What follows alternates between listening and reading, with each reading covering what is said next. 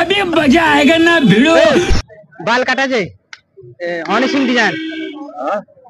design बाल काटे Honey Singh design ए तनी उठ जा तनी बाल कटा हमरा तनी जाए के बाद तनी जल्दी तिलक में जाए के बा लगन स्टार्ट बनू तो जाए के बाद तिलक में तनी उठ जाना तू काट दे हो जा बैठ तो क्यों लाके कटाइलू माने कोई सोनो मॉडल चल जाए ये सब उठा ना दाढ़ी बनाएगा बने रह जा उठो ना तू हमारा जरूरी बा ओ ने 10 बनाओ हम बात तू ना समझ यार हमरा जरूरी बा यार जाए तिलक बैग मार दे यार ऐसे खींच पड़ता ए उठावा नहीं करेगा उठावा यार हमारा मुंड खराब होता है तू उठा दे तो का बात हम नहीं उठा सको ना उठा पैसा होता आई जिन दाढ़ी नहीं के ए उठावा नहीं करेगा तने हम तो आधा तार आधा हमार बन जाओ सुनम धोको तो करिले कोनो बात नहीं धागा दे करले तो हल्दी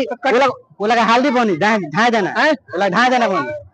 ए आधा हमार बना दो शुरू वाला बोल कि ठीक ना भाई तो ओइसे कह रुक जाए हमारे बन जाए बात में समझ ए मर दो जाके बैग दे चलो ना ए तिलक जाएगा लेट होता आधा टाइम देखा तारा टाइम हो गेल मोबाइल तो कर टूट गया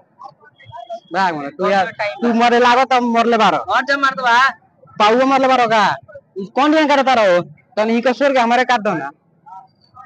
ए काका ना मारा ये तो सुनाते नहीं कहीं उठ जा भाई हो कि ना तू हमार आय बना ले बहुत बड़ी बना ले बात हमारे तू यार बात हम तुम्हें का समझ यार वो ये गाड़ी यार फिर ना मिल कैसे जाम पैदल जाम का तिलक हैं आ यार हमारा दिमाग खो गया तो यार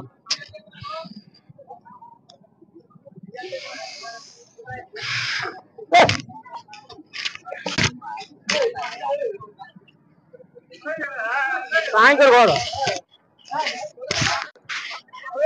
ए ढेर नासा हो गेल रे ये ढेर नासा हो गेल बा के बोल रहा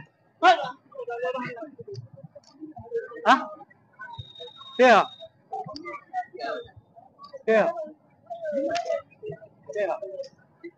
ए नासा ढेर हो गेल बा पानी पानी मंगाओ ना पानी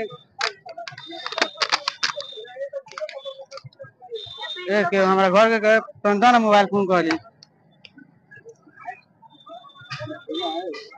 ये बोले लागी बोले वो तो कहता नहीं तन बना देता हम भाग देते यार पीले बन बेकार के हम लड़ जान दे में नीचा जाए मुंड हम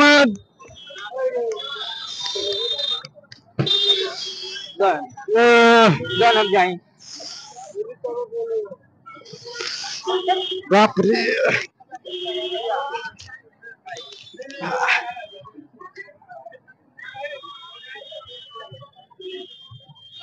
ढेर ढेर चढ़ गल बा ए के फोन कर ना घर बा के हो फिर है ना